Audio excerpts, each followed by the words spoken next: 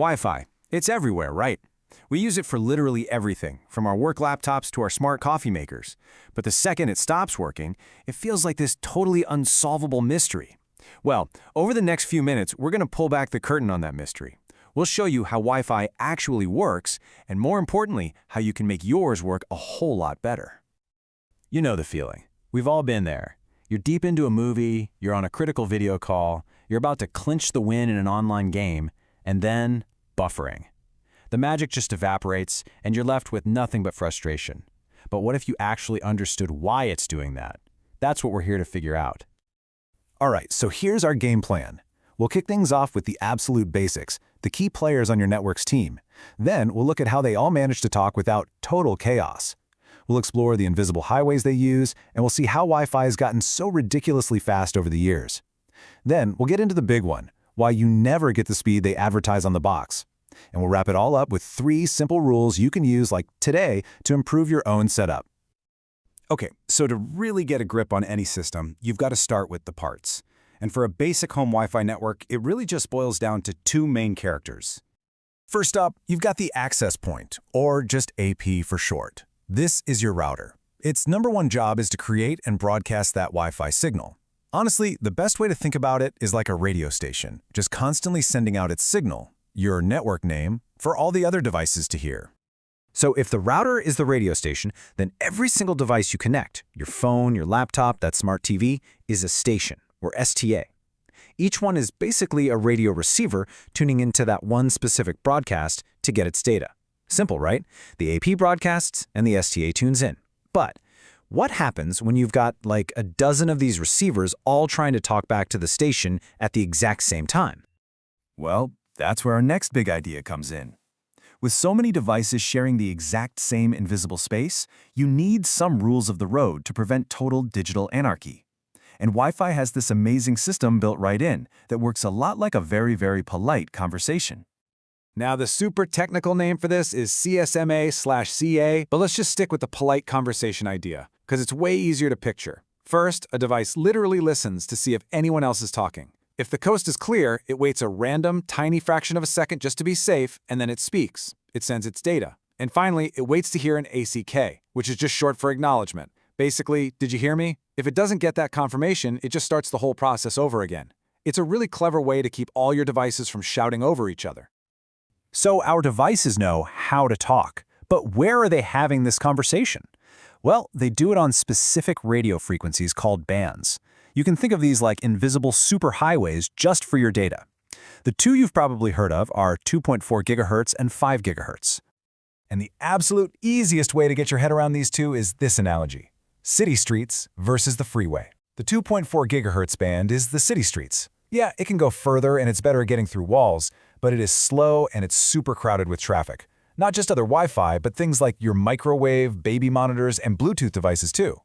Now, the 5 gigahertz band, that's the freeway. It's way, way faster and there's a lot less interference.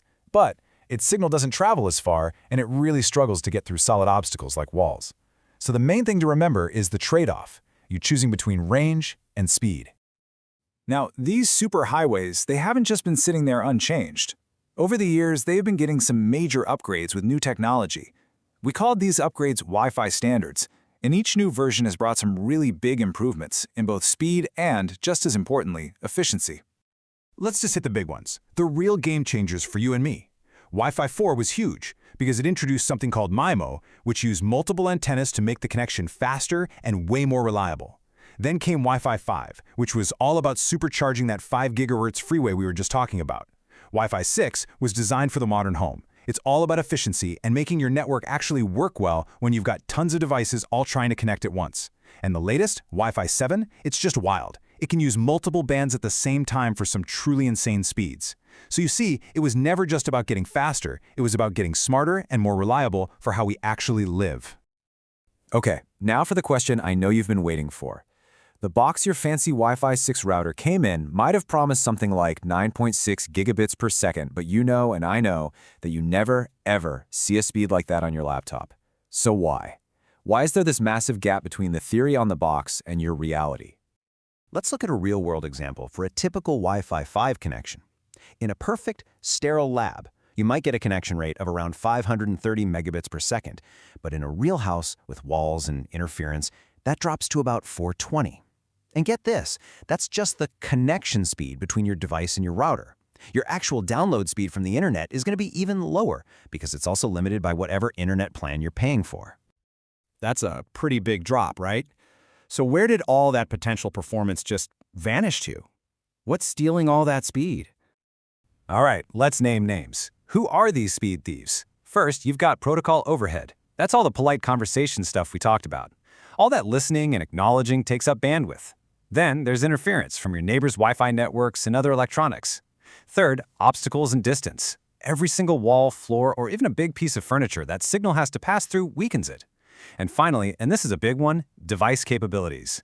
Your brand new router can't magically make your 5-year-old smartphone any faster than the day it was made. Your network is only as fast as its slowest device. Okay, that was a whole lot of theory, but here's the cool part. Now that you get the why behind all this, you can actually make some smart moves to improve your own network. Let's boil everything we've learned down to 3 simple, practical rules. Rule number 1. Bands matter. A lot. Remember the city streets and the freeway? Go put your most important speed-hungry devices like your streaming TV, your work computer, your gaming console on that 5 gigahertz freeway. For stuff that's farther away or it doesn't need much speed like a smart plug, the 2.4 gigahertz band is totally fine. Rule number 2. Standards determine speed. If your house is just jam-packed with smartphones, tablets, laptops, and smart speakers, all fighting for attention, a modern router running a standard like Wi-Fi 6 isn't a luxury anymore. It's pretty much essential. It's specifically built to handle that kind of digital traffic jam way more efficiently. And rule number 3, and this might be the biggest and cheapest upgrade you can make, your environment is key. Seriously, the single best thing you can do for your Wi-Fi is to move your router. Get it out of a cabinet, get it away from the corner of your house, and put it somewhere central, as high up as you can. Keep it away from thick walls or big metal things. You will be absolutely amazed at the difference it can make. So there you have it. Wi-Fi isn't magic, it's just a system with a set of rules. And now you know those rules. About the bands, about the standards, and about your environment.